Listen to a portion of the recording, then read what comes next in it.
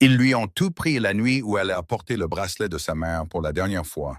Celeste Ravencroft se tenait dans la grande salle de la meute de Thornridge, portant encore le bracelet en argent que sa mère avait attaché à son poignet il y a 14 ans. Le bracelet était une chose simple, forgée à la main, avec une unique pierre de lune sortie dans son centre, comme un œil pâle. Ce matin-là, sa mère avait posé ses lèvres gercées sur le front de Céleste. Ses doigts de petite fille de 8 ans étaient trop petits pour comprendre ce que signifiait un adieu. Tu portes quelque chose d'extraordinaire en toi, mon petit moineau. Ne laisse personne te convaincre du contraire. C'était il y a 14 ans. Céleste avait maintenant 22 ans et la chose extraordinaire n'était jamais arrivée. La grande salle resplendissait d'une lumière dorée qui se déversait à travers les vitraux. Chaque vitrail représentait des loups en pleine transformation, les muscles se déchirant, les os se brisant, de nouvelles formes s'élevant. Une violence magnifique, une transformation sacrée, tout ce que Céleste n'avait jamais été autorisé à devenir. 300 loups remplissaient de l'espace, leur énergie collective exerçant une pression tangible sur sa peau. Elle ne pouvait pas la sentir comme eux, ne pouvait pas percevoir le bourdonnement électrique des liens de la meute qui se tissaient entre les corps comme des fils invisibles. Elle était sans loup et dans la meute de Thornridge, ce mot pesait plus lourd que n'importe quelle malédiction. Pendant 5 ans, elle s'était tenue aux côtés de Garrett Caldwell. 5 ans à absorber les murmures et les regards de travers. 5 ans à endurer les petites cruautés quotidiennes qui accompagnaient le fait d'être le seul membre sans loup d'une meute qui prisait la transformation par-dessus tout. Elle l'avait fait parce que Garrett lui avait promis que cela en vaudrait la peine, parce qu'il l'avait regardée dans les yeux quand ils avaient 17 ans et avait juré qu'elle était suffisante. Elle l'avait cru. Dieu lui vienne en aide, elle avait cru chaque mot. Maintenant, Garrett se tenait sur l'estrade surélevée à l'autre bout de la salle, et la femme à ses côtés n'était pas Céleste. Vivian Sterling portait une robe de soie blanche qui captait la lumière comme de l'eau. Ses cheveux auburn tombaient en cascade sur ses épaules nues, et son loup irradiait pratiquement à travers sa peau. Dominante, magnifique. La fille de l'alpha le plus riche des territoires de l'Est. Tout ce que Céleste ne pourrait jamais être. La main de Garrett reposait sur le bas du dos de Vivian. Possessive, définitive. La salle devint silencieuse. 300 loups se turent tandis que Garrett levait son autre main, et Céleste sentit la première fissure se former dans l'architecture de son estime de soi. Celeste Ravencroft n'a jamais été ma compagne choisie. Sa voix résonnait du commandement alpha, la résonance harmonique qui pouvait contraindre à l'obéissance chaque loup à porter. Elle traversa la salle comme le tonnerre, et Céleste la sentit atterrir sur sa peau et glisser. Elle avait toujours été immunisée à la contrainte alpha, une petite miséricorde dans une vie d'exclusion. Elle est sans loup, brisée. Je dissous par la présente notre lien et nomme Vivian Sterling comme votre nouvelle Luna. Les mots restèrent suspendus dans l'air comme du cristal frappé. Céleste attendit que quelqu'un s'oppose, qu'une seule voix s'élève pour protester, qu'une personne dans cette foule de 300 se lève et dise que c'était mal, que c'était cruel, que c'était une exécution publique déguisée en cérémonie. Personne ne parla. Le bracelet brûlait froidement contre le poignet de Céleste. Pas chaud comme la magie était censée l'être dans les vieilles histoires. Froid comme le premier contact du gel, comme quelque chose qui se réveillait d'un long sommeil dans le noir. Elle ne cria pas, elle ne pleura pas. Elle se retourna simplement et marcha vers les immenses portes en chêne à l'entrée de la salle, ses pieds nus silencieux sur le sol de pierre. La robe de cérémonie argentée collait à son corps, fine comme du papier, conçue pour être belle plutôt que chaude. Derrière elle, la salle explosa en célébration, la musique enfla, les verres s'entrechoquèrent. Le hurlement collectif d'une meute accueillant sa nouvelle Luna s'éleva jusqu'au plafond voûté. Le son s'enfonça dans la poitrine de Céleste comme une lame. Elle poussa les portes et sortit sous la pluie. La pluie avait des dents cette nuit-là. Céleste la sentit ronger le tissu fin de sa robe alors qu'elle dévalait les marches de pierre, ses pieds nus claquant contre le granit humide. Derrière elle, la lumière dorée de la grande salle se déversait par les fenêtres, peignant la pluie de traînées ombrées. Elle ne regarda pas en arrière. Les terrains entretenus du domaine s'étendaient devant elle, des pelouses parfaitement entretenues et des jardins d'ornement cédant la place aux murs sombres de la forêt de Thornwood au loin. Des chênes anciens et des pins noirs se dressaient comme une forteresse, des kilomètres de nature sauvage que même les loups expérimentés évitaient après la tombée de la nuit. Céleste avait entendu les histoires. Des renégats, des prédateurs territoriaux, des choses qui se déplaçaient entre les arbres et ne laissaient aucune trace. Elle atteignit les grilles en fer à la lisière du domaine et les trouva verrouillées. Bien sûr qu'elles étaient verrouillées. La cérémonie était censée durer jusqu'à l'aube. Personne n'était censé partir. Céleste pressa son front contre le fer froid et respira. Ses doigts trouvèrent le bracelet, faisant tourner la pierre de lune comme un chapelet.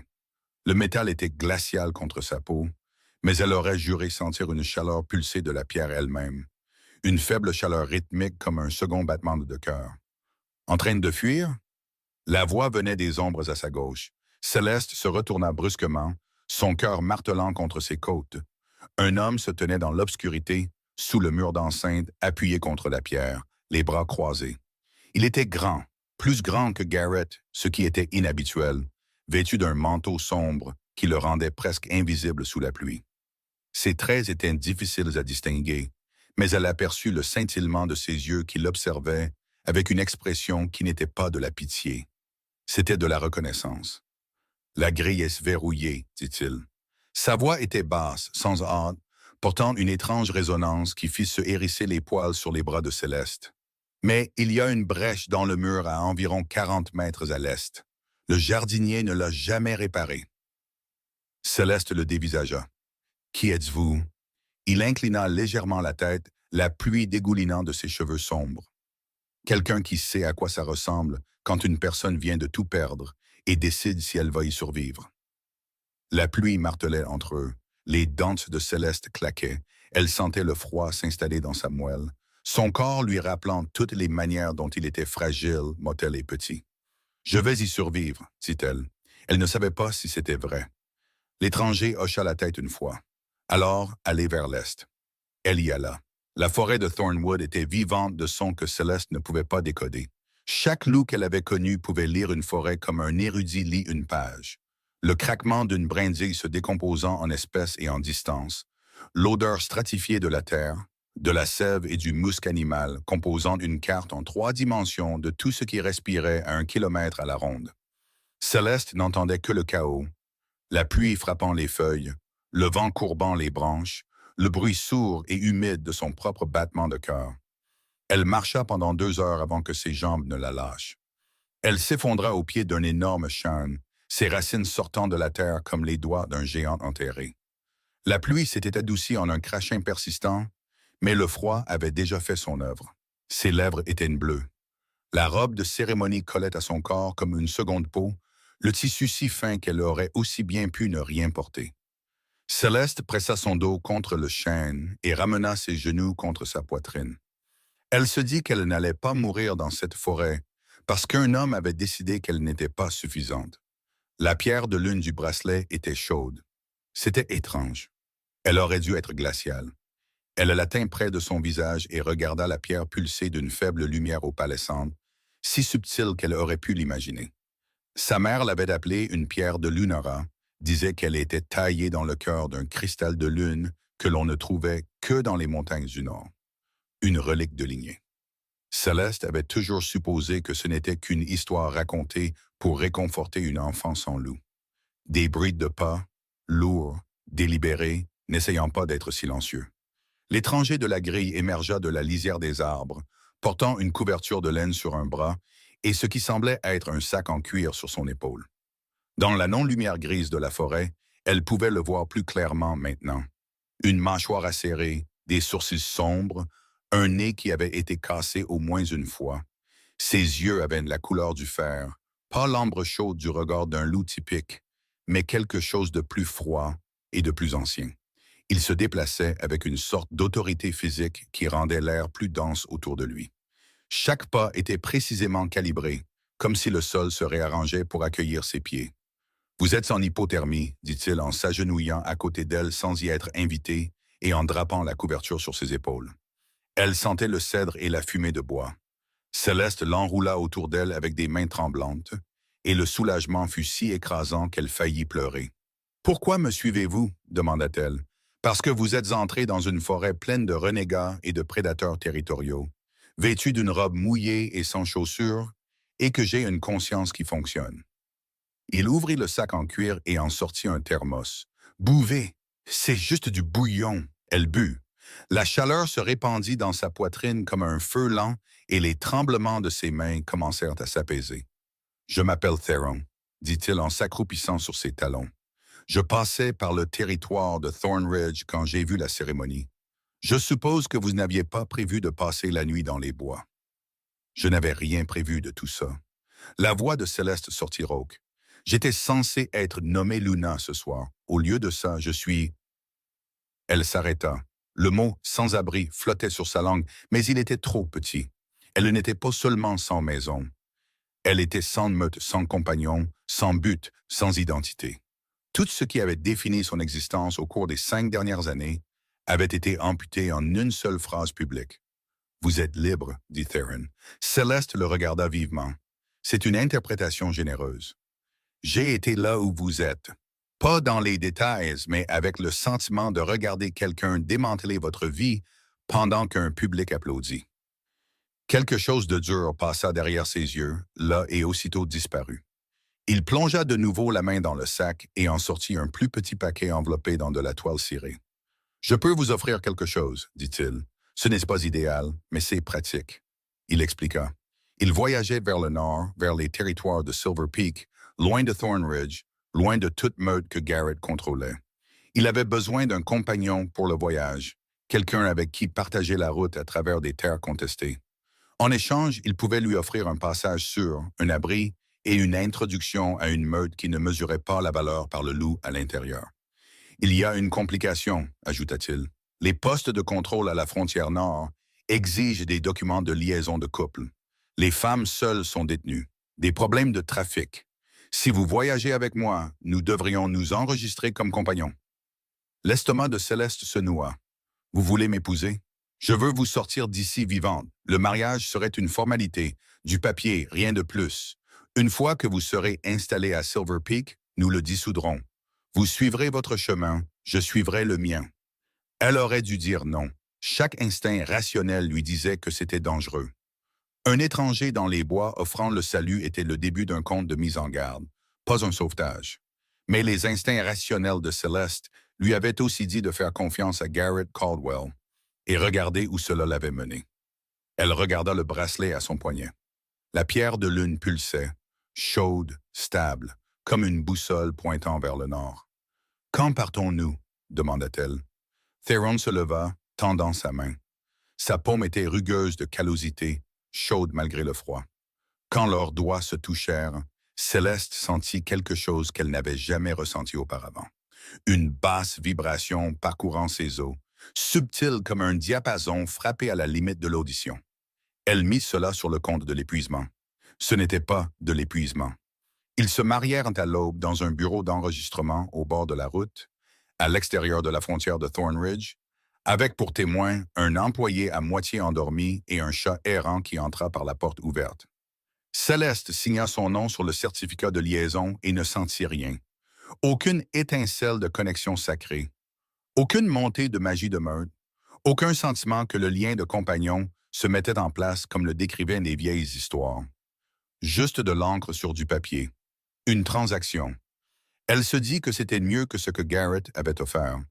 Au moins, Theron était honnête sur le vide de l'arrangement. Les erreurs qu'elle commettait mettraient des semaines à être comprises. Ils voyagèrent vers le nord à travers un paysage qui passait de la dense forêt de feuillus de Thornridge au bouleau à écorce argentée et clairsemée des Midlands. Theron marchait légèrement en avant, se positionnant toujours entre Céleste et ce qui se trouvait au prochain virage. Il portait un unique sac en cuir qui semblait contenir un nombre improbable de provisions. Des couvertures, de la nourriture, du matériel pour allumer le feu, une trousse de premiers secours, des vêtements de rechange qui allaient étrangement à Céleste, bien qu'il n'ait eu aucun moyen de connaître ses mensurations. Il ne se plaignit jamais du rythme qu'elle imposait, plus lent que ce que n'importe quel loup tolérerait. Son endurance humaine était une limitation constante, et il s'y adaptait sans commentaire. La première nuit, il construisit un abri avec des branches de pin, avec une rapidité et une efficacité qui témoignaient d'années passées à l'extérieur. Il alluma le feu avec un silex et de l'acier, plutôt qu'avec des allumettes, un choix démodé que Céleste trouva étrangement charmant. Lorsqu'une patrouille de loups renégats passa à moins d'un quart de mille de leur camp, Theron se leva simplement, se positionna entre le feu et l'obscurité, et attendit. Les renégats continuèrent leur chemin. Il se rassit sans commentaire, comme si détourner des prédateurs n'était pas plus remarquable que d'ajuster une bûche. Ce qu'il ne fit pas, c'est parler de lui. Céleste le remarqua le deuxième jour. Elle avait tout partagé. Son enfance à Thornridge, la mort de sa mère d'une maladie que les guérisseurs de la meute n'avaient pu nommer. Les années d'exclusion silencieuse qui accompagnaient le fait d'être le seul membre sans loup de la meute. Elle lui raconta la première fois que Garrett lui avait tenu la main à la danse du feu de lune quand ils avaient 17 ans, et la dernière fois qu'il l'avait regardée avant de se tourner vers Vivian. Elle lui raconta comment la distance entre ces deux moments contenait toute l'architecture de son estime de soi. Elle lui parla du bracelet à la pierre de lune et de la promesse murmurée de sa mère. Theron écouta tout cela avec une intensité qui semblait presque physique, comme s'il absorbait ses mots à travers sa peau. Il posait des questions précises et prudentes. Il n'offrit jamais de réconfort vide. Mais quand elle lui retourna les questions, ses réponses étaient de la fumée. « D'où venez-vous? Je voyage beaucoup. Quelle meute? Pas de territoire fixe. Pourquoi étiez-vous à Thornridge? Des affaires de m'ont amené au sud. » Elle aurait dû insister davantage. C'était l'erreur, pas le mariage lui-même, mais la volonté d'accepter le mystère comme de la gentillesse. Theron était doux avec elle. Il maintenait le feu allumé pendant les nuits froides. Il lui apprit à identifier les racines comestibles et lui montra comment lire la météo dans le mouvement des oiseaux. Quand il s'arrêtait pour dormir, il prenait toujours la position extérieure, son corps un mur entre elle et l'obscurité. Et parfois, dans la faible lumière avant l'aube, elle le surprenait à la regarder avec une expression qui ne correspondait pas à l'arrangement clinique qu'ils avaient convenu. C'était le regard d'un homme voyant quelque chose qu'il cherchait sans savoir qu'il cherchait. Le bracelet changeait. Céleste le remarqua pour la première fois le 4e matin. La pierre de lune, qui avait toujours été d'un blanc laiteux et pâle, avait développé un fil d'or traversant son centre, comme une veine de lumière enfouie dans le cristal. Elle le leva au soleil et regarda l'or bouger et pulser. Elle sentit cette même basse vibration qu'elle avait ressentie lorsque Theron lui avait pris la main pour la première fois. Plus profonde maintenant, plus insistante. « Votre pierre, » dit Theron un soir, la regardant faire tourner le bracelet près du feu. Sa voix avait une qualité étrange, prudente, comme s'il choisissait chaque mot derrière une porte verrouillée. « Où votre mère l'a-t-elle eue? » Elle a dit que c'était un héritage de famille, une pierre de Lunara des montagnes du Nord.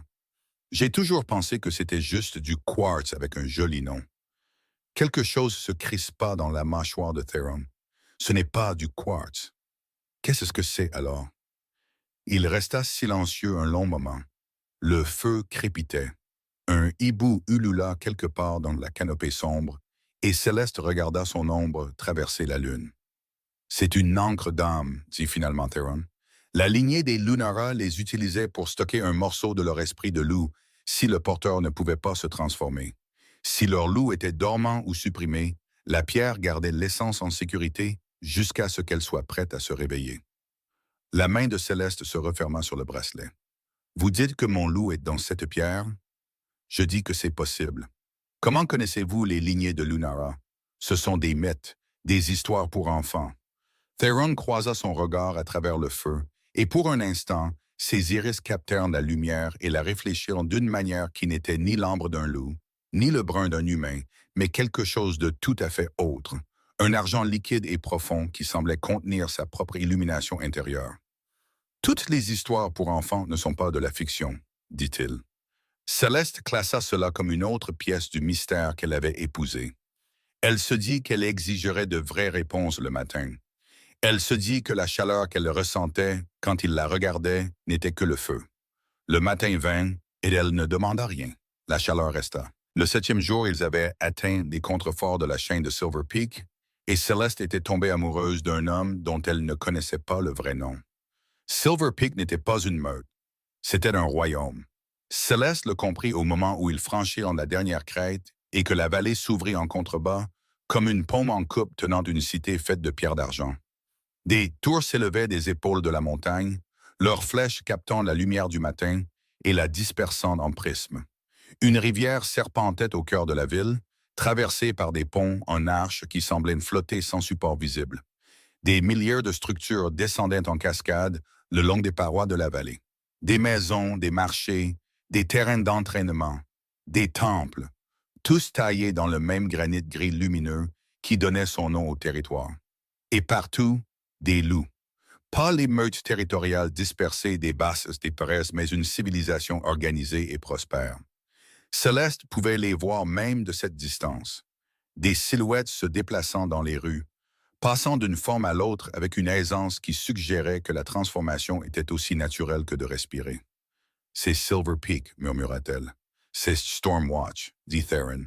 La capitale. La capitale de quoi? Il ne répondit pas.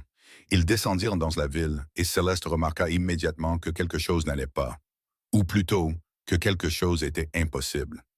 Les gens reconnaissaient Theron. Pas la reconnaissance désinvolte d'un visage familier, mais la reconnaissance vive et électrique de l'autorité. Les marchands se redressaient derrière leurs étals. Un groupe de soldats en armure de cuir gris se mit au garde-à-vous. Une femme portant un panier de pain s'inclina si profondément que son front toucha presque les pavés. Theron traversa tout cela sans ralentir, sa main reposant légèrement sur le bas du dos de Céleste. Un geste à la fois protecteur et possessif, bien qu'elle fût trop stupéfaite pour en analyser la différence. « Theron, dit-elle, sa voix mince, pourquoi tout le monde s'incline?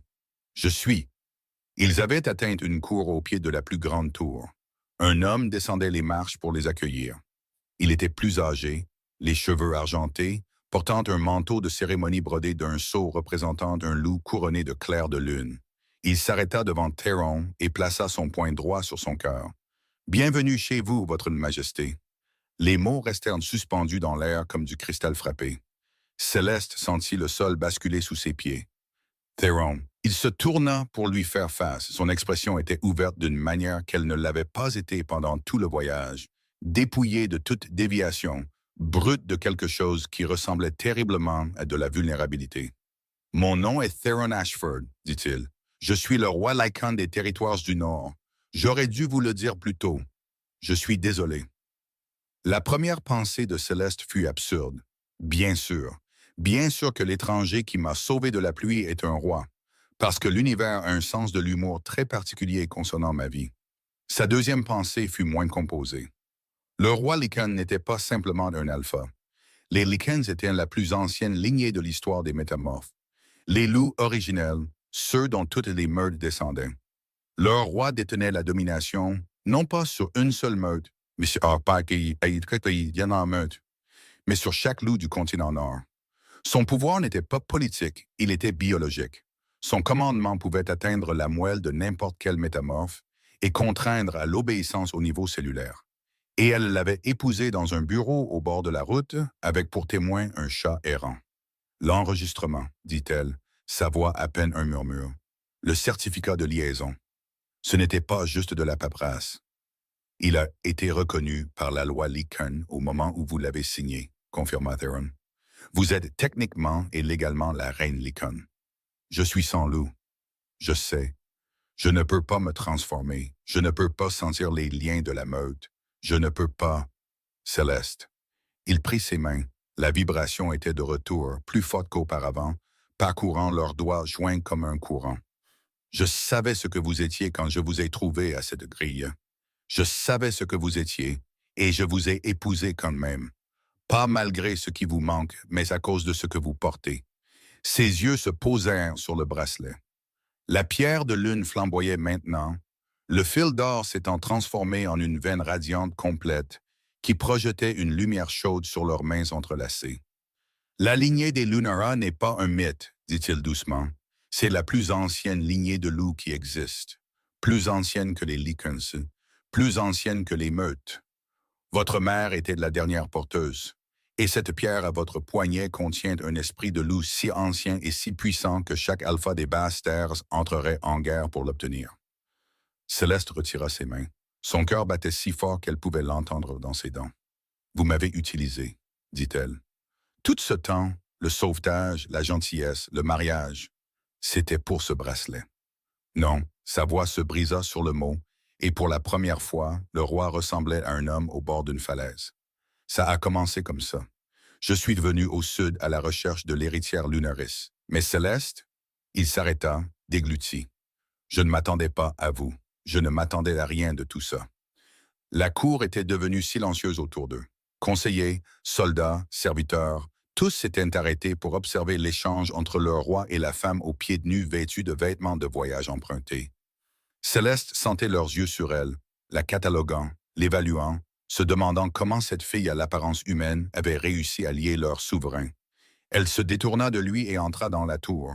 Les portes se refermèrent derrière elle comme les mâchoires d'un nouveau monde. 3 jours passèrent dans la tour avant que Céleste ne reparle à Theron. On lui avait donné une suite de pièces plus grandes que tout son logement à Thornridge. Des plafonds voûtés s'étendaient au-dessus, sculptés de reliefs de loups courant sous les étoiles. Une cheminée assez haute pour s'y tenir debout dominait un mur, ses pierres noircies par des siècles d'utilisation. Les fenêtres donnaient sur la rivière où des poissons d'argent sautaient à l'aube, leur corps captant la lumière comme des pièces de monnaie lancées. Des serviteurs lui apportaient ses repas 3 fois par jour. Des viandes rôties, du pain frais et des légumes qu'elle ne reconnaissait pas. Ils ne lui demandaient rien, ne parlaient que si on leur adressait la parole, la laissaient seule avec ses pensées, ce qui était peut-être la plus cruelle des gentillesses. Une guérisseuse nommée Allura venait chaque après-midi pour vérifier les ecchymoses qui s'estompaient et que Céleste n'avait pas réalisé qu'elle portait. Des marques d'années de petites violences à Thornridge. Une épaule saisie trop fort lors d'un rassemblement de la meute. Une bousculade dans un couloir bondé quand elle se déplaçait trop lentement. Le genre de dommages qui s'accumulent si progressivement qu'on cesse de les reconnaître comme du mal. Allura était une femme d'une 40aine d'années, avec des cheveux noirs striés d'argent et des mains qui irradiaient de la chaleur lorsqu'elle touchait la peau. Elle ne posa jamais de questions sur les ecchymoses, n'offrit jamais de pitié. Elle cataloguait simplement chaque marque avec une précision clinique, puis pressait ses paumes contre les tempes de Céleste et respirait. « Vous fonctionnez en mode survie depuis longtemps », dit alors Aura le 2e après-midi. « Votre corps en est une archive. Donnez-vous la permission d'arrêter. » Mais Céleste ne pouvait pas s'arrêter. Son esprit tournait sans cesse entre la fureur et quelque chose de pire. La suspicion insidieuse que la tromperie de Theron et la cruauté de Garrett étaient les 2 faces d'une même pièce. Des hommes qui la voyaient comme un moyen pour une fin. Une fille sans loup utile uniquement pour ce qu'elle portait ou ce qu'elle symbolisait. Le bracelet continuait de pulser. Il était impossible de l'ignorer maintenant. La veine dorée de la pierre de lune s'était étendue en une toile de lumière qui couvrait toute la surface. Et Céleste pouvait la sentir communiquer avec quelque chose à l'intérieur d'elle. Une présence au plus profond de ses pensées conscientes, s'agitant dans son sommeil. Comme une créature se retournant dans une grotte. Parfois, dans les heures calmes avant l'aube, elle pensait entendre une respiration qui n'était pas la sienne. Une expiration basse et rythmique qui vibrait dans ses côtes. Le 3e jour, un messager arriva de Thornridge. Céleste fut convoquée dans la salle du conseil, un espace caverneux taillé directement dans le cœur de la montagne. Une longue table de pierre, des chaises à haut dossier, des tapisseries représentant des batailles qu'elle ne reconnaissait pas. Theron se tenait avec ses conseillers autour de la table et il avait l'air de ne pas avoir dormi. Des cernes sombres sous ses yeux gris-fer, la tension gravée dans chaque ligne de son corps. Quand il la vit, quelque chose dans son expression se brisa et fut rapidement enfoui. Garrett Caldwell a déclaré la guerre, dit Theron sans préambule. Les mots tombèrent comme des pierres dans une eau calme. Céleste sentit les ondulations se propager dans sa poitrine. Il prétend que notre mariage est invalide, continua Theron, sa voix soigneusement neutre. Selon la loi des meutes des basses terres, un lien dissous nécessite une période de deuil de 30 jours avant de se remarier. Nous nous sommes mariés en quelques heures. Il m'utilise comme excuse, dit Céleste. Il vous utilise comme une arme. La mâchoire de Theron se crispa. Garrett ne veut pas vous récupérer. Il veut ce que vous représentez. Si la lignée Lunaris réside vraiment dans votre bracelet, la contrôler ferait de n'importe quel alpha le loup le plus puissant du continent. Un des conseillers, un homme aux cheveux gris et aux traits acérés, se pencha en avant. Le père de Vivienne a financé une armée. L'Alpha Sterling commande des ressources importantes à travers les territoires de l'Est. 3000 loups complétés par des mercenaires. Ils marchent vers le nord. La pièce se contracta autour de Céleste. Il y a 3 semaines, elle n'était personne. Une file sans loup espérant être nommée Luna d'une meute de second ordre. Maintenant, elle était au centre d'une guerre continentale, mariée à un roi, porteuse d'une ancienne lignée qu'elle ne comprenait pas, et l'homme qui l'avait publiquement humiliée venait la réclamer comme une propriété. Le bracelet devint brûlant contre sa peau. La présence sous ses côtes s'agita de nouveau, pas en respirant maintenant, mais en grognant. « Combien de temps avant qu'il n'atteigne la frontière ?» demanda-t-elle. « 6 jours, répondit un autre conseiller. Une femme avec des cicatrices sur le côté gauche du visage. Caldwell a agi plus vite que nous ne l'avions prévu. Nos forces sont plus importantes, mais elles sont dispersées à travers les territoires du Nord. La consolidation prend du temps. Nous pouvons tenir les cols de montagne, dit Theron. Stormwatch est construit pour la défense de siège. Mais il y a une vulnérabilité. Il se tourna vers Céleste et elle vit dans ses yeux la chose qu'il ne voulait pas dire. La pierre Lunaris répond à la proximité, dit-il doucement. Plus Garrett se rapprochera, plus elle réagira à la menace. Si votre loup se réveille avant que vous ne soyez prête, avant que le lien entre vous et l'esprit ne soit stable, il pourrait vous déchirer de l'intérieur. Donc je suis la vulnérabilité, dit Céleste. Vous êtes la variable. Tout dépend de ce qui se passera en vous avant l'arrivée de Garrett. Céleste baissa les yeux sur le bracelet. La pierre de lune était presque entièrement dorée maintenant, assez chaude pour être sentie à travers sa manche. Elle pensa à la voix de sa mère. « Tu portes quelque chose d'extraordinaire en toi. » Elle pensa aux années qu'elle avait passées à croire que cette promesse était un beau mensonge. « Apprenez-moi, dit-elle, tout ce que je dois faire pour survivre à ça, pour contrôler ce qui est en train de se réveiller en moi. Apprenez-moi. » Theron hocha la tête. Il traversa la pièce et se tint devant elle, assez près pour qu'elle puisse sentir la chaleur qui émanait de sa peau. Les Lycans avaient le sang chaud. Elle l'avait remarqué sur la route. La façon dont le froid ne semblait jamais l'atteindre. La façon dont l'air se réchauffait quand il était prêt. « Ça va faire mal, dit-il doucement. Réveiller un loup dormant n'est pas doux. La douleur, je connais. » Quelque chose changea dans ses yeux alors. Pas l'éclat argenté de son pouvoir Lycan, mais quelque chose de plus doux et de plus dangereux. Le regard d'un homme qui a décidé que protéger quelqu'un n'est plus suffisant. Il voulait la guérir, et il savait que la guérison exigeait la vérité. « Je dois d'abord vous dire quelque chose, » dit-il. « Sur la vraie raison de ma venue au sud, sur ce que j'avais peur de dire sur la route. » Il lui raconta. Il lui raconta que le lien de compagnon du roi Lycan n'est pas choisi, il est prédestiné, qu'il avait senti son attraction dès qu'il avait franchi le territoire de Thornridge, une aiguille de boussole se tournant vers le nord magnétique, qu'il s'était tenu dans l'ombre à l'extérieur de la grande salle et avait regardé Garrett Caldwell l'humilier, et qu'il lui avait fallu chaque once de son contrôle pour ne pas se transformer sur le champ et arracher la gorge de l'alpha avec ses dents. Il lui dit que le mariage au bord de la route était réel. Pas une stratégie, pas une commodité. Le lien l'avait reconnu avant même qu'il ne le fasse. « Je suis désolé, » dit-il, « pour chaque heure où je vous ai laissé croire que vous étiez seul dans tout ça. » Céleste toucha la pierre de lune. Elle pulsait au même rythme que son cœur, et pour la première fois, elle réalisa qu'elle pulsait aussi au même rythme que le sien. Ils commencèrent ce soir-là. La cour de pierre sous la tour centrale de Stormwatch était un cercle de granit usé par des siècles de pas. Theron y conduisit Céleste alors que le soleil se couchait, peignant les montagnes de teintes de cuivre et de sang. « Le loup est absent, » dit-il, ses mains encadrant ses épaules alors qu'elle se tenait les yeux fermés. « Il est enfoui. La pierre de votre mère n'a pas supprimé votre loup. Elle l'a protégé.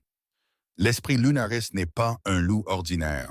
C'est quelque chose de plus ancien et il avait besoin de temps pour mûrir. La pierre lui a donné ce temps. 22 ans, ça semble excessif, marmonna Céleste. Les loups Lunaris sont patients. L'entraînement était à la fois physique et psychique. Theron lui montra comment respirer dans l'espace où vivait le loup. Des respirations profondes et lentes qui descendaient sous le diaphragme, sous le ventre, dans le territoire primal de l'instinct et de la moelle. Sentez où les bases de vous-même se terminent, dit-il, sa voix basse et stable, et où quelque chose d'autre commence. Céleste essaya. Elle respira comme il le lui avait indiqué, en voyant sa conscience à travers les couches de chair et d'os. Elle chercha la présence qu'elle avait sentie s'agiter aux heures d'avant l'aube, la respiration qui n'était pas la sienne. Pendant la première, elle ne sentit que de la frustration. Pendant la deuxième heure, elle sentit la vibration, cette même résonance de diapason qui avait parcouru ses os lorsque Theron lui avait touché la main pour la première fois.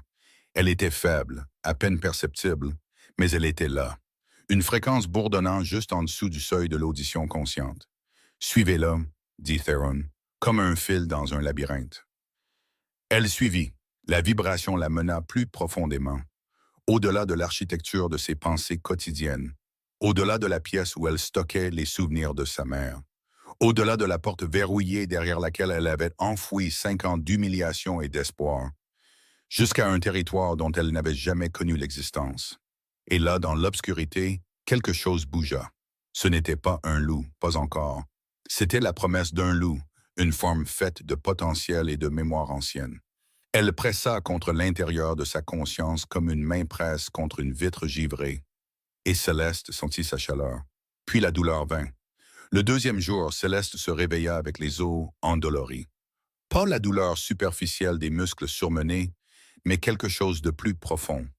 Une pression s'accumulant de l'intérieur, comme si son squelette essayait de s'étendre au-delà des contraintes de sa peau. Alora vérifia ses signes vitaux et fronça les sourcils. « Votre température est élevée, 39. Votre rythme cardiaque est trop rapide. »« Est-ce normal? » demanda Céleste. « Pour un loup qui se réveille? »« Oui, pour un réveil de Lunaris. » Le froncement de sourcils d'Alora s'accentua. Il n'y a pas de précédent, pas de mémoire d'homme. Cette nuit-là, Céleste ne put dormir. La fièvre monta à 40. Elle gisait dans l'immense lit de sa suite, trempée de sueur, et sentait son corps mener une guerre contre lui-même. Le bracelet flamboyait à son poignet, la lumière dorée si vive qu'elle projetait des ombres sur le plafond. La présence sous ses côtes était plus proche maintenant, non pas pressée contre une vitre, mais faisant les 100 pas. Elle pouvait entendre ses pas, lourds, agités, le rythme d'un prédateur en cage attendant que les barreaux se brisent. Theron vint dans sa chambre sans y être convoqué. Il apparut dans l'embrasure de la porte avec Alora, et la guérisseuse s'écarta sans un mot. Il s'assit sur le bord du lit et posa une main sur le front de Céleste. Sa paume était fraîche contre sa peau brûlante. « Il se bat pour sortir, » murmura Céleste. « Je le sens, je sais. Et si je ne peux pas le contrôler? Alors je serai là pour m'assurer qu'il ne vous blesse pas. » Sa main se déplaça pour lui caresser la joue, et Céleste se pencha dans son contact sans réfléchir. Le contact apaisa quelque chose. La fièvre ne tomba pas, mais la douleur s'atténua en une pulsation supportable. « Dormez, dit Theron, je ne vais nulle part. » Il ne partit pas. Quand Céleste se réveilla des heures plus tard, il était toujours là, assis dans le fauteuil à côté de son lit, regardant la fenêtre alors que l'aube se levait sur les montagnes. Le troisième jour d'entraînement, Céleste essaya de se transformer pour la première fois. Cela arriva sans avertissement. Ils étaient de nouveau dans la cour, travaillant sur les exercices de respiration, quand la présence en elle déferla comme une vague. Céleste haleta, sa colonne vertébrale s'arquant, et sentit quelque chose d'énorme essayer de se frayer un chemin hors de son corps. Sa vision devint blanche. Ses os commencèrent à craquer. Ce n'était pas la transformation gracieuse qu'elle avait vu d'autres loups accomplir 8000 fois. C'était de la violence. Ses côtes s'élargirent, le cartilage se déchirant avec des claquements audibles. Sa mâchoire s'allongea, les dents grinçant les unes contre les autres alors qu'elle tentait de se remodeler. Ses mains se recroquevillèrent en griffes qui n'étaient pas tout à fait des griffes, les doigts se brisant et se reformant par saccades. Et puis son corps rejeta la transformation. Le loup se replia à l'intérieur comme une porte claquant dans un ouragan. Céleste s'effondra sur le sol de pierre, toussant. Du sang éclaboussa le granit. Elle avait l'impression que ses côtes avaient été brisées avec un marteau. Alora fut là instantanément, ses mains brillant d'une chaleur curative. Theron s'agenouilla à côté de Céleste, son visage taillé dans la pierre. « Que s'est-il passé? » demanda-t-il. « L'esprit est trop grand, » dit Alora, sa voix tendue par la concentration, alors qu'elle s'efforçait de ressouder les côtes cassées de Céleste. Son corps doit d'abord s'étendre. Le loup Lunaris essaie d'émerger, mais il n'y a pas assez de place. Comment faire de la place? Haleta Céleste, goûtant encore le cuivre. Du temps, dit Delora, et de la douleur. Votre squelette se restructure. Le processus a déjà commencé, mais il prendra des jours et il fera mal à chaque instant de ces jours. Elle avait raison. Le 4e jour fut une agonie. Les os de Céleste lui faisaient mal avec une constance qui rendait le sommeil impossible. Sa colonne vertébrale semblait être tirée à part, vertèbre par vertèbre. Son crâne palpitait d'une pression qui montait, montait et ne se relâchait jamais. Elle arrêta de manger car sa mâchoire lui faisait trop mal pour mâcher. Theron resta avec elle. Il apporta du bouillon et la fit boire. Il s'assit à côté de son lit et lui raconta des histoires sur les territoires du Nord, sur la première fois qu'il s'était transformé, sur le poids d'une couronne qu'il n'avait jamais voulu, mais ne pouvait refuser. « Pourquoi êtes-vous venu au sud chercher l'héritière Lunaris ?» demanda Céleste une nuit, sa voix rauque d'avoir pleuré.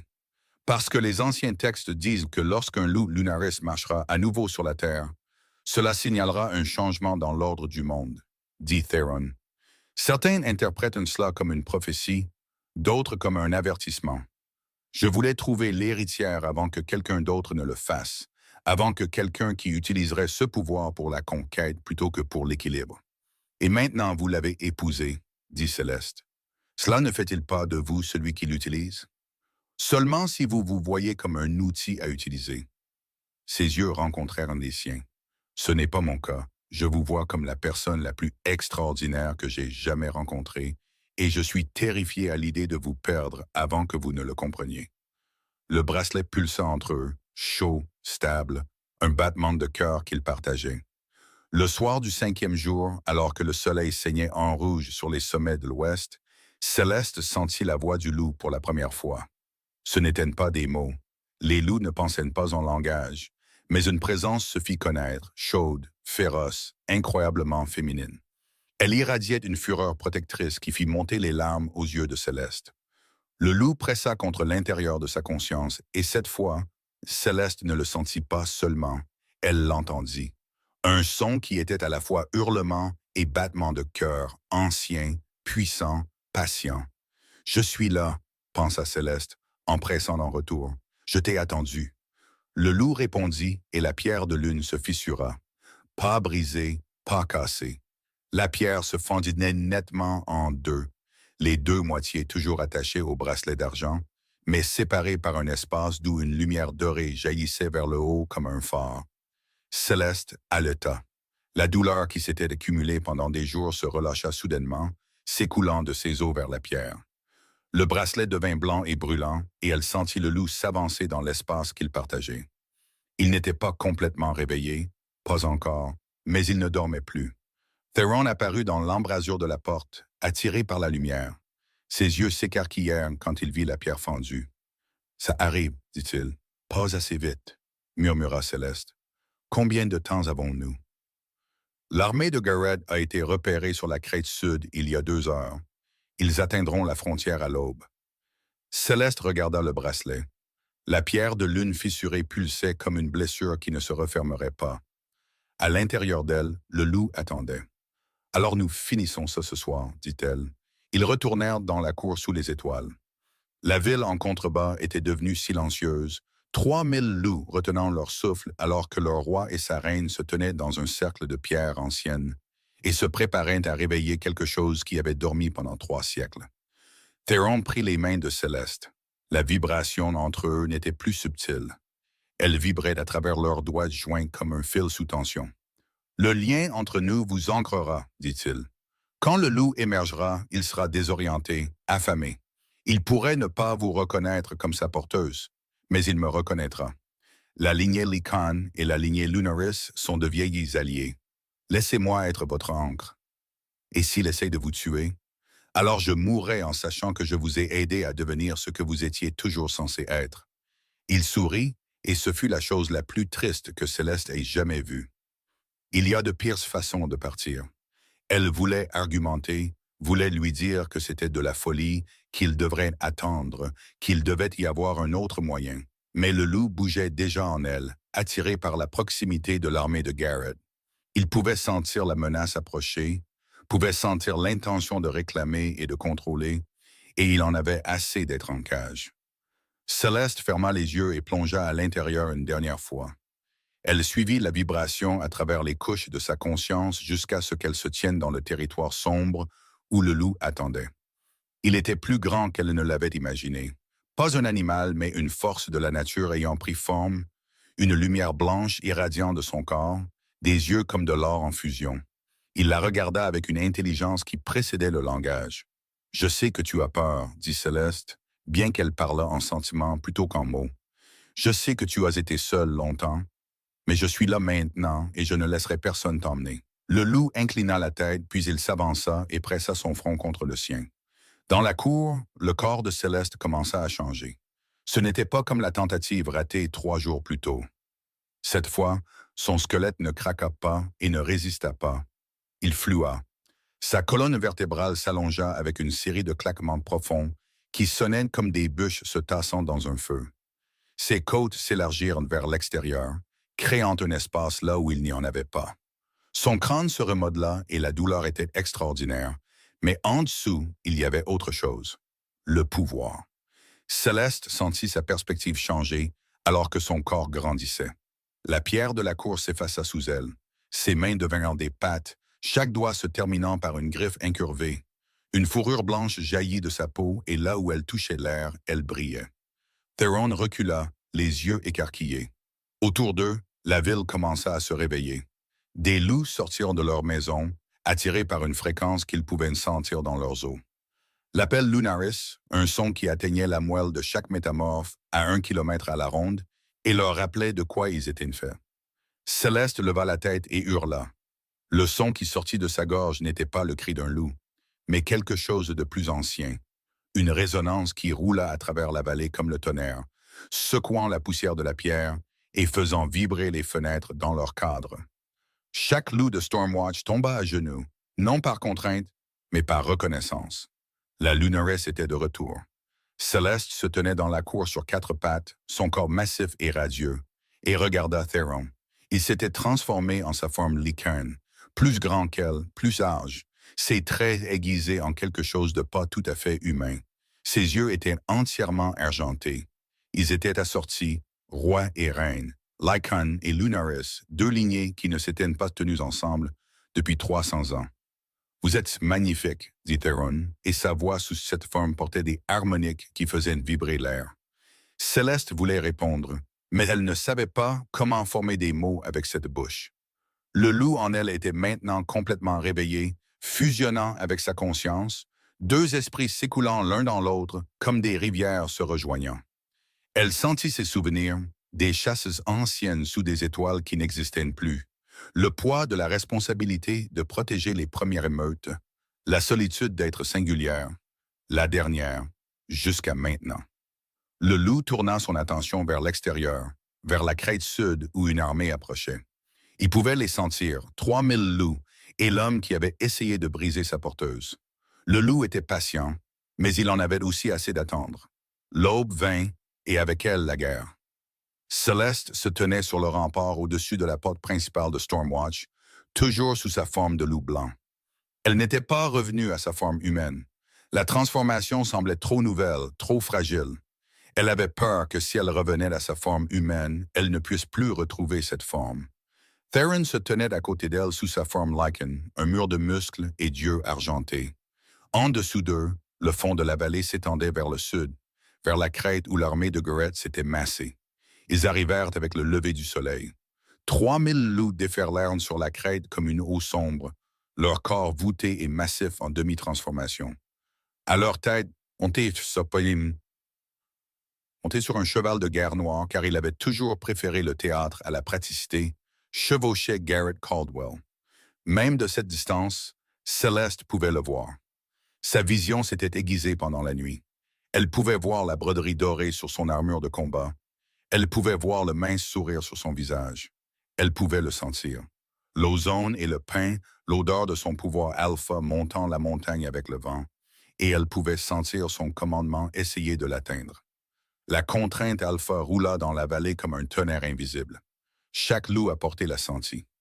Les soldats de Lycans sur les murs de Stormwatch se raidirent contre la pression. Ils étaient assez forts pour résister, mais le poids était tangible. Céleste le sentit atterrir sur sa fourrure et glisser comme de l'eau sur de l'huile. Elle baissa les yeux sur le bracelet fissuré toujours attaché à sa patte avant. Les deux moitiés de la pierre de lune brillaient d'une lumière dorée, et elle comprit maintenant ce que sa mère avait fait. L'encre d'âme n'avait pas seulement protégé son loup, elle l'avait caché, l'avait gardé à l'abri des alphas comme Garrett, qui aurait senti le pouvoir et essayé de le réclamer avant qu'il ne soit prêt. Mais il était prêt maintenant. La voix de Garrett monta de la montagne, amplifiée par l'acoustique naturelle de la vallée. J'invoque le droit de l'alpha. Combat singulier. La femelle nommée Celeste Ravencroft est ma compagne liée selon les anciennes lois. J'exige son retour. À côté de Céleste, Theron grogna. Le son était une pure menace, un grondement grave qui fit vibrer la pierre sous leurs pieds. Sa revendication est fausse, dit Theron. Il a dissous le lien publiquement, mais il compte sur le fait que les anciennes lois sont suffisamment ambiguës pour créer une couverture légale pour l'invasion. Céleste regarda l'armée en contrebas, l'homme qu'il avait traité de brisé devant tous ceux qu'elle avait connus. Les loups qui l'avaient suivi ici, à la poursuite d'un pouvoir qu'il pensait résider dans son bracelet. La présence en elle s'éleva, ne demandant pas la permission, arrivant simplement. Le loup avait été patient pendant 22 ans. Sa patience était à bout. La vision de Céleste devint dorée. Sa colonne vertébrale se courba. Elle sentit la transformation commencer à la base de son crâne. Mais cette fois, ce n'était pas une transformation. C'était une transcendance. Une lumière jaillit de sa fourrure blanche, dorée et chaude, rayonnant vers l'extérieur comme un second soleil. La fréquence lunaris monta dans sa poitrine, cette résonance ancienne qui parlait au loup originel dans le sang de chaque métamorphe. Elle ouvrit la bouche et hurla. Le son roula à travers la vallée comme une force physique. Il atteignit les os de chaque loup sur ce champ et leur rappela ce qu'ils avaient oublié. Que le pouvoir n'était pas la même chose que la domination. Que la force était destinée à protéger, pas à contrôler. Que les premiers loups avaient marché sur la terre en tant que gardiens, pas en tant que conquérants. L'armée de Garrett vacilla. Les loups qui avançaient ralentirent, s'arrêtèrent. 3000 métamorphes sentirent l'appel Lunaris et se souvinrent de qui ils étaient censés être. Céleste bondit. Elle franchit la chute de 60 pieds depuis le rempart jusqu'au champ de pierre et en contrebas d'un seul bond, son corps incroyablement léger malgré sa taille. L'impact de son atterrissage fit gémir la terre. Des fissures se propagèrent à travers le granit. Elle se tint seule devant l'armée de Garrett et leur laissa voir ce qu'il avait jeté. Le loup blanc, l'héritière Lunaris, la porteuse de lumière. Chaque prophétie et histoire pour enfants faite chair. Le cheval de guerre de Garrett prit la fuite. L'animal savait mieux que les gens quand il fallait courir. Il se tenait dans son armure de combat, et Céleste pouvait voir chaque détail de son visage. La mâchoire séduisante, les yeux ambrés, la bouche cruelle qui l'avait embrassée, puis défaite avec la même désinvolture. Il essayait de se transformer. Elle pouvait voir la lutte, les muscles se nouant, les os commençant à craquer, mais son loup ne voulait pas venir. Il se terrait en lui, cloué sur place par la présence lunarise comme un loup subordonné et cloué par un regard dominant. Céleste reprit sa forme humaine. La transformation fut fluide cette fois.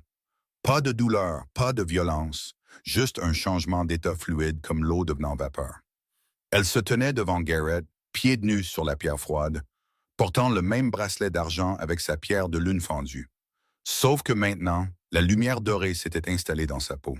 Elle brillait faiblement comme des braises sous la cendre. « Tu m'as appelé brisé, dit-elle. » Sa voix porta à travers le champ silencieux, non par le volume, mais par la résonance qu'elle comprenait maintenant être son droit de naissance.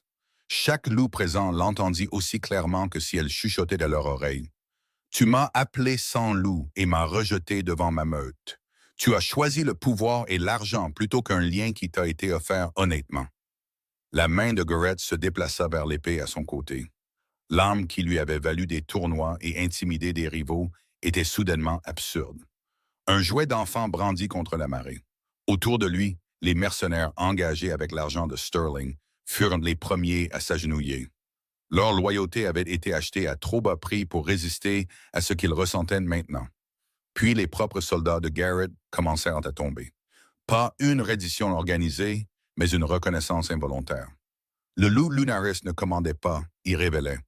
Chaque métamorphe à portée pouvait soudainement sentir son propre loup plus clairement que jamais.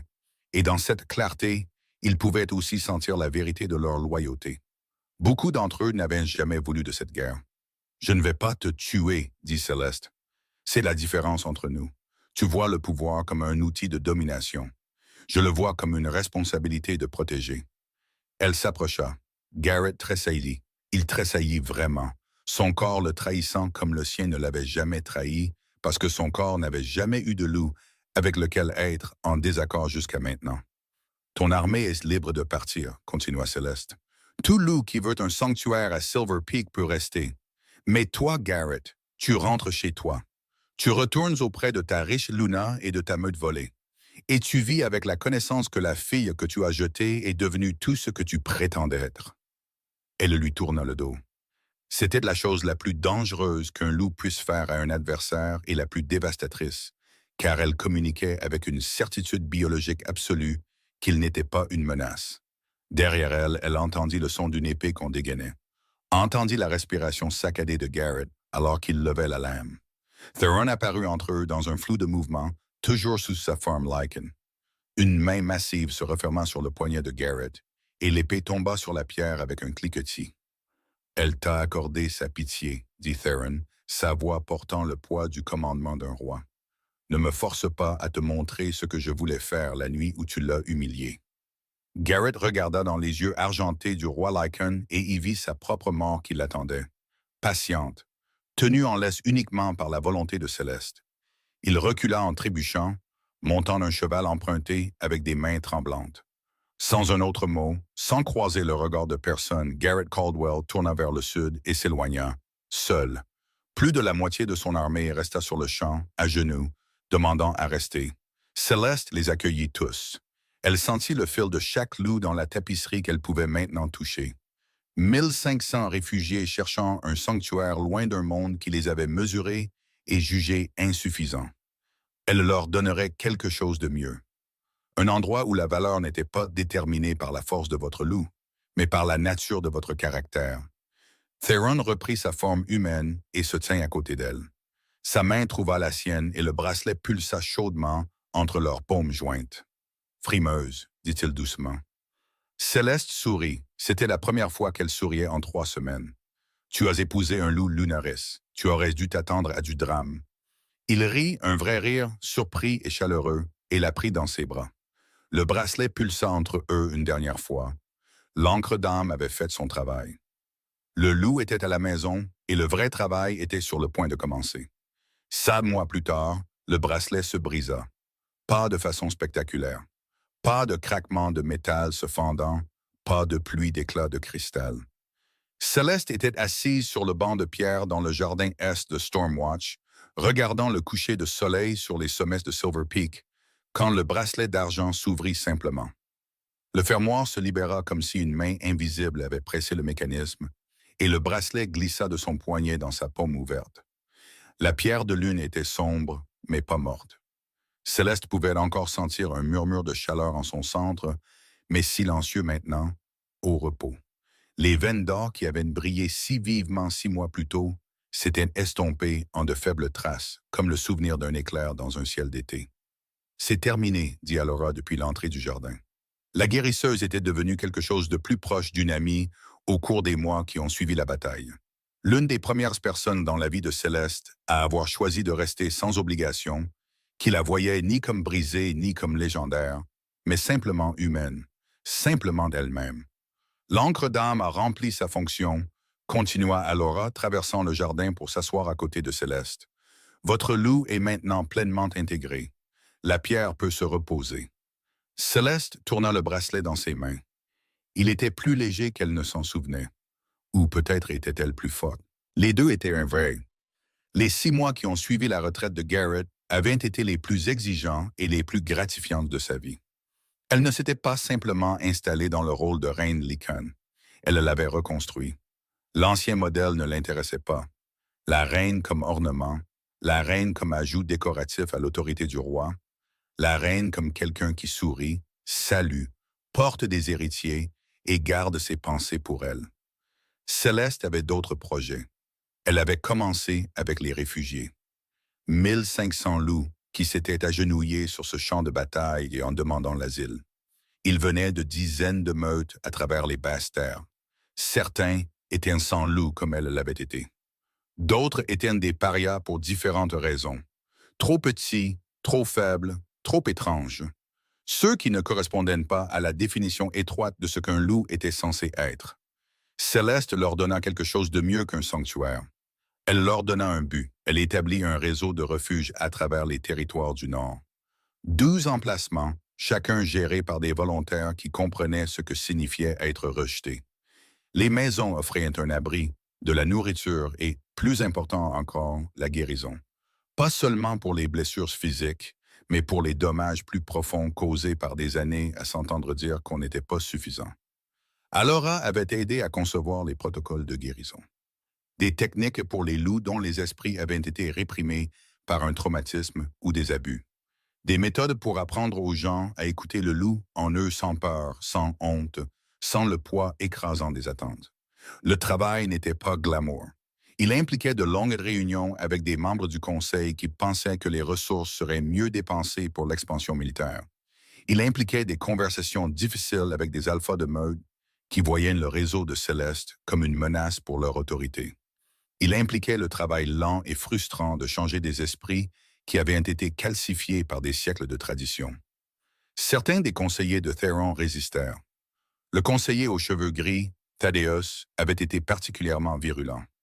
Une reine sans loup était un handicap, avait-il dit lors d'une session du conseil, sa voix dégoulinant de condescendance. Maintenant, vous êtes l'héritière Lunaris, ce qui vous rend précieuse. Ne gaspillez pas cette valeur dans des œuvres de charité. Céleste l'avait regardé à travers la longue table de pierre et avait souri, le genre de sourire qui montre les dents. Conseiller Thaddeus, avait-elle dit, sa voix portant la résonance Lunaris qui fit que chaque loup dans la pièce se redressa. Je ne suis pas précieuse à cause de ce que je peux faire pour vous. Je suis précieuse parce que j'existe, tout comme chaque métamorphe sans loup que vous avez jamais méprisé, tout comme chaque paria que vous avez jamais ignoré. Ma valeur n'est pas conditionnelle à votre approbation, et la leur non plus. Elle avait laissé la résonance monter juste assez pour que Thaddeus sente son loup s'agiter mal à l'aise en lui, juste assez pour qu'il se souvienne de ce que signifiait se tenir devant une Lunaris. Le réseau reste, avait-elle dit, et il s'étend. Nous ouvrons 3 autres maisons d'ici le solstice d'hiver. Si vous avez des objections, je vous suggère de les discuter avec votre loup et de voir lequel de vous deux gagne. Thaddeus n'avait plus objecté, mais la résistance n'avait pas disparu. Elle était simplement devenue souterraine. Céleste pouvait la sentir dans la manière prudente dont certains membres du conseil choisissaient leurs mots autour d'elle, dans les rapports qui arrivaient en retard ou incomplets, dans les conversations chuchotées qui s'arrêtaient quand elle entrait dans une pièce. Elle changeait trop de choses trop vite, et le changement faisait peur aux gens. Theron était devenu le partenaire qu'elle n'avait jamais osé imaginer, pas le sauveur de la pluie.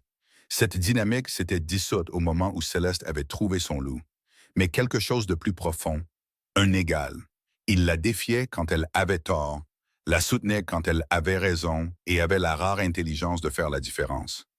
Leur lien de compagnon, autrefois une formalité sur papier, s'était approfondi en quelque chose qui vibrait entre eux comme une fréquence partagée.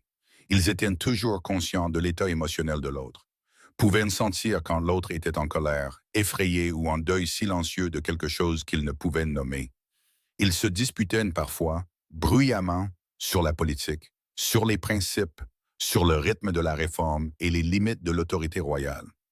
Mais leurs disputes étaient saines. Pas de cruauté, pas de vulnérabilité utilisée comme des armes, pas de petites coupures conçues pour saigner avec le temps. Theron n'avait jamais une seule fois fait en sorte que Céleste se sente petite, et Céleste ne l'avait jamais une seule fois laissé porter un poids qui était le sien. Une nuit, 3 mois après la bataille, ils s'étaient tenus ensemble sur les remparts au-dessus de Stormwatch et avaient regardé les aurores boréales d'Anserto à travers la baie de Skymark. Des rubans verts et violets de lumière tissant des motifs qui ressemblaient presque à des loups en train de courir. « Le regrettez-vous » avait demandé Theron doucement. « D'avoir épousé un étranger dans un bureau au bord de la route » Céleste avait sérieusement réfléchi à la question. Je regrette que vous m'ayez menti sur qui vous étiez. Je regrette de ne pas avoir insisté davantage pour obtenir des réponses, mais je ne regrette pas le choix. Même avec tout ce que je ne savais pas, quelque chose en moi vous a reconnu. A reconnu ceci. Elle avait fait un geste vers la ville en contrebas, les lumières aux fenêtres, le son des loups chantant leur chant du soir, leur voix s'harmonisant de manière à rendre l'air vivant. Je ne savais pas que je choisissais de devenir une reine, avait-elle continué, mais je choisissais de survivre. Et la survie m'a mené ici, à vous, à ce travail, à une version de moi-même que je n'avais jamais imaginée. Theron lui avait pris la main. Vous êtes la personne la plus extraordinaire que j'ai jamais rencontrée. Vous avez déjà dit ça. C'est plus vrai chaque jour. Le bracelet pulsa chaudement entre leurs paumes jointes, et Céleste avait senti le loup en elle s'installer avec un contentement qu'elle n'avait jamais connu il y a 22 ans. Des nouvelles étaient venues de Thornridge que la meute de Garrett se fracturait. Les nouvelles arrivaient par fragments, portées par des voyageurs et des réfugiés qui se dirigeaient vers le nord à la recherche de la reine loup blanc. Chacun apportait des morceaux de l'histoire. Ensemble, ils formaient l'image d'un effondrement complet. L'Alpha Sterling avait retiré son financement après l'humiliation militaire. L'alliance qui devait cimenter le pouvoir de Garrett avait au contraire révélé ses fondations de sable. Sans l'argent de Sterling, Garrett ne pouvait pas maintenir le territoire qu'il avait revendiqué, ne pouvait pas payer les mercenaires, ne pouvait pas projeter la force qui tenait les alphas rivaux à distance. Les loups partaient, non pas en exode spectaculaire, mais en départs discrets. Des familles s'éclipsant dans la nuit, attirées par la rumeur d'un endroit où la valeur était mesurée par le caractère plutôt que par la force canine. Vivian Sterling avait dissous le mariage après 3 mois, était retournée dans les territoires de l'Est, prenant le contrôle de la maison de Sterling après le déclin soudain de son père. Certains disaient qu'elle l'avait empoisonné. D'autres disaient qu'il avait simplement regardé sa fille et réalisé qu'il avait élevé quelque chose de plus impitoyable que lui-même. Quoi qu'il en soit, Vivian régnait maintenant sur les meutes de l'Est d'une main de fer. Elle avait envoyé une lettre à Céleste 2 mois plus tôt, brève, formelle, une offre d'alliance. « Je n'ai aucun amour pour Garrett Caldwell », disait la lettre. Il était un moyen pour une fin qui n'est plus pertinente. Les territoires de l'Est reconnaissent la souveraineté de Silver Peak et l'autorité du trône Lunaris. Peut-être pourrions-nous parler de reine à reine de questions d'intérêt mutuel. Céleste avait accepté l'invitation. Elle s'était rencontrée dans un lieu neutre, un chalet de montagne à mi-chemin entre leurs territoires. 2 femmes qui avaient été positionnées comme des rivales, assises à une table et découvrant qu'elles avaient plus en commun que le contraire. « Vous étiez censé être le lot de consolation », avait dit Vivian en faisant tourner le vin dans son verre. La fille sans loup pour laquelle il s'est contenté quand son père a refusé de le laisser poursuivre le vrai pouvoir. J'étais censé être le prix lui-même. C'est drôle comme ça à tourner. Vous avez dû ce que vous vouliez, avait observé Céleste, le contrôle des territoires de l'Est. Et vous avez eu ce que vous méritiez, avait rétorqué Vivian. Un trône, un compagnon qui vous apprécie vraiment, tout un royaume de loups qui mourraient pour vous. Elle avait fait une pause. Garrett a eu exactement ce qu'il méritait, aussi. Rien. Elles avaient signé un accord commercial ce jour-là. Les territoires de l'Est fourniraient à Stormwatch du grain et des textiles. Silver Peak fournirait une protection et un accès au protocole de guérison d'Alora. C'était un arrangement pratique entre 2 femmes qui comprenaient que le pouvoir était un outil, pas un trophée. Vivian s'était levée pour partir, puis s'était arrêtée à la porte. « Pour ce que ça vaut, avait-elle dit, je suis contente que vous lui ayez survécu. Je suis contente que vous soyez devenu ceci. » C'était la chose la plus proche d'une excuse que Céleste recevrait jamais de ce côté-là. Elle l'avait acceptée pour ce qu'elle était. Garrett lui-même était devenu une histoire de fantôme. Des apports le plaçaient dans un petit territoire près de la côte sud, régnant sur une meute d'environ 50 loups. Le puissant alpha de Thornridge réduit à un acteur mineur que personne ne craignait et que personne ne suivait. Certains disaient qu'il avait essayé de reconstruire, de regagner sa réputation par des mariages stratégiques et une expansion agressive. Mais chaque fois qu'il faisait un mouvement, les loups se souvenaient du jour où il s'était tenu devant l'héritière Lunaris et avait tressailli, se souvenaient que son propre loup avait refusé de se battre pour lui. On pouvait se remettre d'une défaite. On ne pouvait pas se remettre de la lâcheté. Céleste avait examiné ses sentiments à l'égard de Garrett avec soin, de la manière dont Allura lui avait appris à examiner des vieilles blessures. Ne pas éviter la douleur, mais ne pas vivre dedans non plus. Ce qu'elle trouva en cherchant n'était pas de la haine. C'était quelque chose de plus proche de la clarté. Garrett avait fait une chose terrible. Cette chose avait déclenché une chaîne d'événements qui l'avait menée à la vie qu'elle menait maintenant. Ces deux faits pouvaient être vrais simultanément. Elle ne lui devait pas de gratitude pour sa souffrance, mais elle pouvait reconnaître que la souffrance avait été un enseignant, tout en s'engageant à faire en sorte que d'autres n'aient pas besoin de la même leçon. Un après-midi, une lettre arriva portant le sceau de Garrett. Céleste l'avait regardé longtemps, tenant l'enveloppe non ouverte dans ses mains. Theron l'avait trouvée dans son bureau, fixant la lettre comme si elle pouvait contenir du poison. « Voulez-vous la lire » avait-il demandé. « Je ne sais pas. Avez-vous besoin de la lire » Céleste y avait réfléchi à ce que signifiait tourner la page, si cela nécessitait des mots de la personne qui vous avait blessé, ou si tourner la page était quelque chose que vous construisiez en vous-même, brique par brique, jusqu'à ce que le mur soit assez haut pour que leur voix ne puisse plus l'atteindre. « Non » avait-elle dit finalement. « Je n'en ai pas besoin. » Elle s'était dirigée vers la cheminée et avait jeté la lettre dans les flammes, regardant le papier se recroqueviller, noircir et se transformer en cendres. Certains chapitres se ferment sans avoir besoin du dernier mot. Le soleil s'était maintenant complètement couché. Le jardin se remplissait de la lumière bleu-violet du crépuscule montagnard et les premières étoiles apparaissaient au-dessus des sommets de l'Est. Céleste entendit des pas sur le chemin et leva les yeux pour voir Theron approcher. Toujours dans ses vêtements de conseil, ses cheveux sombres repoussés de son visage. Il avait l'air fatigué. Les négociations à la frontière avaient été litigieuses et il avait passé la journée à arbitrer des différends entre des meutes qui étaient ennemies depuis des générations. Il avait l'air fatigué et il avait de l'air magnifique. « Le conseil a duré tard », dit-il en s'asseyant sur le banc à côté d'elle, sa cuisse pressée contre la sienne, chaude, solide et réelle. Les meutes de l'Est veulent renégocier les accords frontaliers à nouveau. Elles finiront par accepter. « Vous dites toujours ça. J'ai toujours raison. » Il sourit et l'épuisement quitta son visage un instant. Sa main trouva le bracelet sur les genoux de Céleste et il le souleva, le tournant dans la lumière déclinante. « Il a lâché prise, dit-il. Il a fait son travail. » Céleste appuya sa tête contre son épaule. En dessous d'eux, la ville de Stormwatch brillait de la lumière des lampes et du feu des foyers. Quelque part dans la vallée, un loup hurla, une note longue et claire qui monta à travers les octaves et resta suspendue dans l'air comme une respiration retenue. Un autre répondit, puis un autre, les meutes chantant leur chant du soir, leurs voix s'entrelaçant dans une harmonie sauvage, précise et ancienne. Céleste ferma les yeux. Elle pouvait sentir chaque voix maintenant. Pas seulement l'entendre, mais la sentir comme on sent la musique dans sa poitrine. Chaque loup dans la vallée était un fil dans une tapisserie qu'elle pouvait toucher, et elle les tenait tous doucement, comme sa mère l'avait autrefois tenue. « J'ai commandé quelque chose, » dit Céleste doucement. 12 nouvelles encres d'âme pour les enfants sans loup du réseau.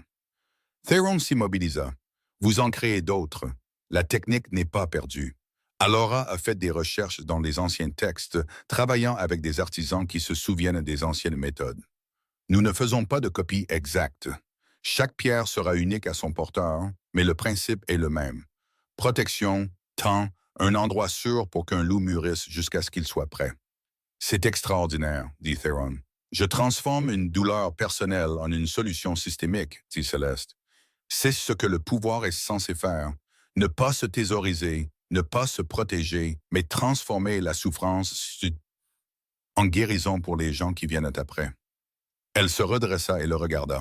« Ma mère m'a fait un cadeau que je n'ai pas compris pendant 14 ans.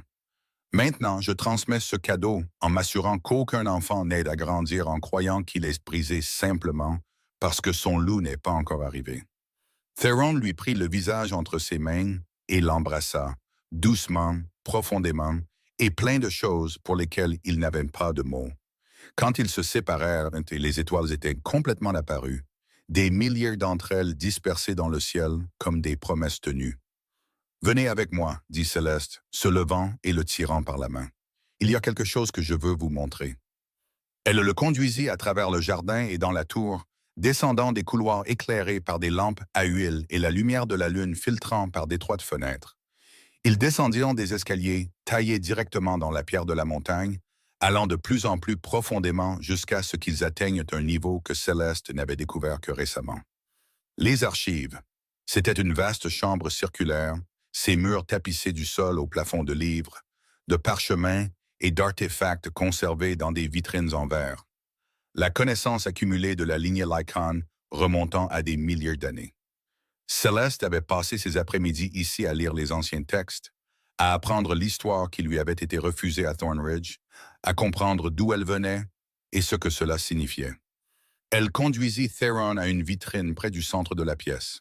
À l'intérieur, reposant sur un coussin de velours noir, se trouvait le bracelet de sa mère. Le bracelet d'argent brillait à la lumière de la lampe. La pierre de lune fendue avait été soigneusement préservée, ses deux moitiés positionnées pour montrer l'espace par lequel la lumière dorée avait autrefois jailli. En dessous, une plaque indiquait « Encre d'âme de Lyanna Ravencroft, portée par Celeste Ravencroft, première reine lunaris de l'ère moderne. Don librement offert, but pleinement accompli. Je le voulais ici, dit Céleste. Pas enfermé dans un coffre-fort, pas fondu pour ses matériaux. Ici où les gens peuvent le voir, où les enfants sans loup qui passent par notre réseau peuvent voir la preuve qu'attendre ne signifie pas être brisé, que dormant ne signifie pas mort. Le bras de Theron entoura ses épaules, et ils se tinrent ensemble dans les archives silencieuses, regardant le bracelet qui avait contenu un esprit de loup pendant 22 ans, puis s'était ouvert comme une porte le moment venu. « Votre mère serait fière, dit Theron. Je sais. » Ils restèrent là jusqu'à ce que l'huile de la lampe se consume. Puis ils remontèrent à travers la montagne, main dans la main, et émergèrent dans l'air de la nuit. La ville en contrebas s'endormait, les lumières s'éteignant aux fenêtres, le son des berceuses s'échappant des maisons où les parents chantaient pour endormir leurs enfants. Céleste et Theron se dirigèrent vers leurs appartements, les pièces qu'ils partageaient au sommet de la tour centrale. Le feu brûlait déjà dans l'âtre, entretenu par des serviteurs qui anticipaient leurs besoins. Ils se déshabillèrent dans un silence confortable et se glissèrent dans le lit. Theron attira Céleste contre lui, son dos contre sa poitrine, son bras drapé sur sa taille. « Il y a 6 mois, vous ne pouviez pas vous transformer, » murmura-t-il dans ses cheveux. « Maintenant, vous êtes le loup le plus puissant du continent. N'est-ce que pas étrange? » « Chaque jour, admit Céleste, mais l'étrangeté est bonne. Cela signifie que je ne me suis pas installé, que je ne suis pas devenue complaisante. Le jour où cela semblera normal sera le jour où je devrais m'inquiéter. »« Bien, dit Theron, ne cessez jamais de les déranger. Ils en ont besoin. » Céleste sourit dans l'obscurité. « Et vous, avez-vous besoin d'être dérangé? » Constamment, sa main s'étala sur son ventre. « Vous êtes très doué pour ça. » Ils restèrent en silencieux un moment, écoutant le feu crépiter et le vent souffler sur les montagnes. Puis Theron parla de nouveau, sa voix différente maintenant, plus lourde de quelque chose qu'il portait. « On parle au conseil, dit-il, d'héritier, de la continuation de la lignée Lunaris. » Céleste sentit son corps se tendre. « Laissez-moi deviner, Thaddeus. » Et d'autres. Ils veulent de la certitude, veulent savoir que le pouvoir passera à la génération suivante. « Le pouvoir n'est pas à moi de le transmettre, » dit fermement Céleste. « Le loup Lunaris m'a choisi. Il choisira qui viendra après, si quelqu'un vient après. Ce n'est pas quelque chose que je peux forcer, planifier ou programmer selon les préférences du Conseil. »« Je sais, dit Theron rapidement. Je leur ai dit ça. Je leur ai dit que l'héritière Lunaris ne fonctionne pas selon des calendriers politiques. » Il fit une pause. « Mais ils n'ont pas tort de dire que c'est important. S'il vous arrivait quelque chose, alors le loup retournerait dans l'état de dormance et attendrait le prochain porteur. » Céleste l'interrompit. « C'est comme ça que ça marche. C'est comme ça que ça a toujours marché. La lignée Lunaris ne meurt pas. Elle dort. » Elle se tourna pour lui faire face, même si elle pouvait à peine voir ses traits à la lueur du feu. « Je ne suis pas opposée aux enfants, dit-elle, mais je ne vais pas en avoir parce qu'un conseil l'exige. Si nous avons des enfants, ce sera parce que nous les voulons, parce que nous sommes prêts, parce que nous pouvons leur donner un monde qui vaut la peine d'être hérité. »« Et construisons-nous cela ?» demanda Theron. « Un monde qui vaut la peine d'être hérité ?» Céleste pensa aux 12 refuges, aux protocoles de guérison, aux réfugiés qui arrivaient chaque semaine et trouvaient un sanctuaire au lieu d'un jugement, aux enfants sans loup qui recevraient des encres d'âme, du temps et de la protection pendant que leur loup mûrissait. Elle pensa à Vivienne régnant sur les territoires de l'Est avec compétence plutôt que cruauté, à Garrett vivant avec sa honte dans un petit territoire que personne ne craignait, au travail lent et fastidieux de changer les lois, les coutumes et les attentes. Nous essayons, dit-elle, et c'est plus que ce que la plupart des gens peuvent dire. Theron lui embrassa le front. Alors c'est suffisant pour l'instant. Ils s'endormirent enlacés, et Céleste rêva de loups blancs courant sous des étoiles qui n'étaient pas encore nées. Le lendemain matin, Céleste se réveilla et trouva une jeune louve qui attendait dans la cour. Elle avait peut-être 15 ans, mince comme un clou, avec des cheveux noirs coupés courts et des yeux qui contenaient trop de lassitude pour quelqu'un de si jeune. Elle se tenait les bras enroulés autour d'elle, clairement mal à l'aise dans le cadre formel de la cour Lycan. Alora se tenait à côté d'elle, une main sur l'épaule de la jeune fille. « Voici Mara », dit Alora alors que Céleste approchait. Elle vient des territoires de l'Ouest, 3 jours de marche. Elle a entendu parler des encres d'âme. Céleste s'agenouilla pour être au niveau des yeux de la jeune fille. « Tu es sans loup. » Mara hocha la tête, son menton tremblant légèrement. « Ma meute dit que je suis brisée, dit que je devrais partir avant de contaminer les forts. » Elle déglutit difficilement. « J'ai entendu dire que vous étiez sans loup aussi, jusqu'à ce que vous ne le soyez plus. »« C'est vrai, dit Céleste. Mon loup dormait, attendait. Ce n'est pas parce que le tien n'est pas encore arrivé qu'il n'arrivera jamais. » « Mais s'il ne vient pas, la voix de Mara se brisa. Et si je suis juste brisée? » Céleste tendit la main et prit les mains de la jeune fille dans les siennes. « Alors tu vaux quand même tout. Ta valeur ne vient pas de ton loup. Elle vient de toi, de ton courage de marcher 3 jours jusqu'à un endroit que tu n'as jamais vu pour demander de l'aide à des étrangers. Cela demande une force que la plupart des loups n'auront jamais. » Elle se leva et fit signe à Mara de la suivre. « Viens avec moi.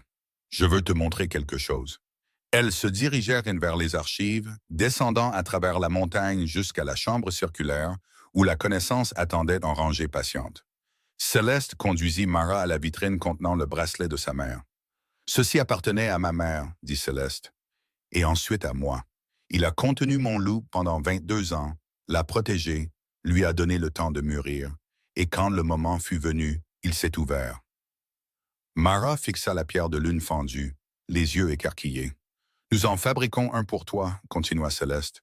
Une encre d'âme pour toi. Elle ne forcera pas ton loup à apparaître, mais elle protégera la possibilité, te donnera du temps sans la pression, du temps pour être jeune, du temps pour grandir, du temps pour découvrir qui tu es avec ou sans loup. » « Et si le loup ne vient jamais? » demanda Mara doucement. « Alors tu auras quand même vécu une vie pleine, dit Céleste, et tu auras une place ici à Silver Peak où ta valeur est reconnue quoi qu'il arrive. » Le visage de Mara se décomposa et elle se mit à pleurer. Pas des larmes de tristesse, des larmes de soulagement, le genre qui vient quand on a retenu sa respiration pendant des années et que quelqu'un vous dit enfin que vous pouvez expirer. Céleste la serra dans ses bras pendant qu'elle pleurait et pensa à toutes les autres Maras, à tous les enfants qui croyaient être brisés parce que leur magie n'était pas arrivée à temps, à tous les loups qui mesuraient leur valeur selon la définition de la force de quelqu'un d'autre. Elle construirait quelque chose de mieux pour eux, pas rapidement, pas facilement, mais brique par brique, loi par loi. Refuge par refuge, elle construirait un monde où la valeur serait inhérente plutôt que méritée, où le pouvoir serait une responsabilité plutôt qu'un trophée, où la fille jetée sous la pluie pourrait devenir la femme qui a tout changé. Ce soir-là, Céleste retourna au jardin est avec Theron. Ils s'assirent sur le même banc, regardant le même coucher de soleil, mais tout était différent maintenant. « Thaddeus a démissionné du conseil aujourd'hui, dit Theron. Céleste haussa un sourcil. Volontairement, plus ou moins, il a réalisé qu'il se battait contre une marée qui n'allait pas tourner. Les plus jeunes membres du conseil soutiennent vos initiatives. Les réfugiés s'intègrent bien. Les refuges prouvent leur valeur. Il pouvait soit s'adapter, soit partir, et il a choisi de partir avec une certaine dignité intacte.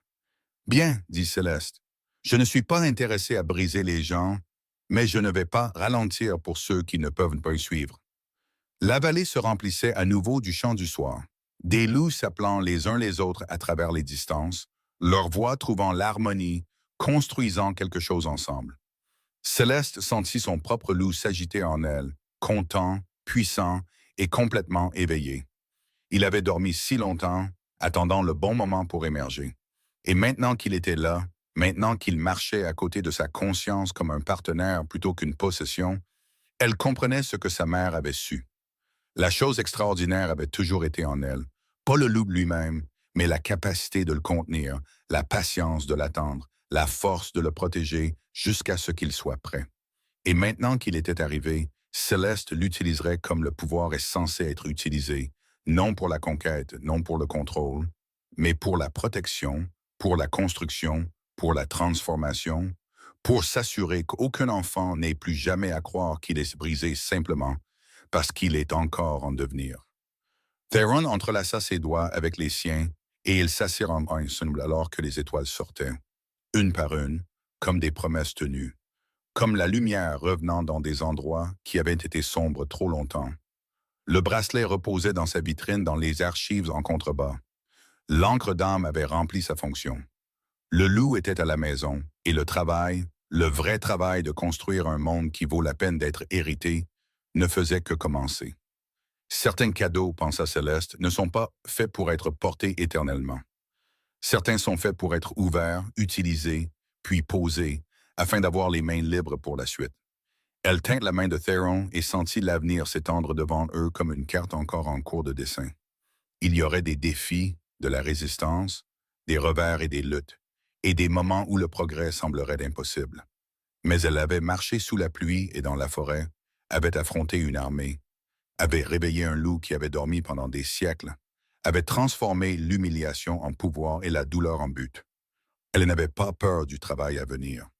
Le loup blanc en elle s'installa avec un profond contentement, et Céleste sourit dans l'obscurité grandissante. La chose extraordinaire était enfin arrivée, et ce n'était que le début.